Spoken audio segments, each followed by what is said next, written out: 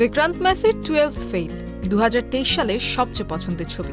শুধু 2023 সালে নয়, 2024 সালেও এই ছবিটি দর্শকদের কাছ থেকে প্রচুর ভালোবাসা পাচ্ছে। এই কারণেই এই ছবিটি সানি দেওলের গদরের রেকর্ডও ভেঙে দিয়েছে। মজার ব্যাপার হলো 23 বছরে কেউ এই কৃতিত্ব অর্জন করতে পারেনি।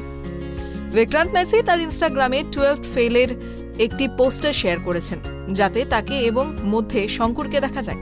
পোস্টারটি শেয়ার করতে গিয়ে বিক্রান্ত মেসি লিখেছেন, 25 সপ্তাহ সিলভার জুবলি। এর মানে হলো ছবিটি মুক্তি পাওয়ার পর 25 সপ্তাহ হয়ে গেছে এবং এখনও ছবিটি প্রেক্ষাগৃহে মানুষকে বিনোদন দিয়ে চলেছে। অভিনেতা তার পোস্টের মাধ্যমে আরও জানিয়েছেন যে গত 23 বছরে কোনো চলচ্চিত্র এই অবস্থান অর্জন করতে পারেনি, কারণ শুধুমাত্র সানি দেওলের গদর এই রেকর্ড গড়েছিল 23 বছর আগে।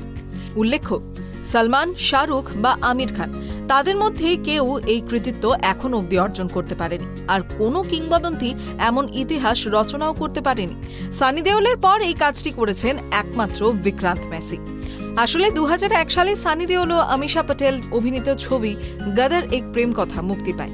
এটি পরিচালনা করেছিলেন অনিল শর্মা, যা বক্স অফিসে ব্যাপক সাড়া ফেলেছিল। এই চলচ্চিত্রটিও প্রেক্ষাগৃহে তার রজত জয়ন্তী উদযাপন করেছে। সূত্র মতে 12th ফেল ভারতীয় বক্স অফিসে 56.75 কোটি রুপি আয় করেছে। এদিকে বিশ্বব্যাপী বক্স অফিসের কথা বললে ছবিটি বিশ্বব্যাপী বক্স অফিস থেকে 69.64 কোটি রুপি ব্যবসা করেছে। ছবিটি পরিচালনা করেছেন বিধু বিনোদ চোপড়া এবং এর গল্প আইপিএস অফিসার মনোজ কুমার শর্মার উপর ভিত্তি করে। Bureau report, tribe TV Bangla.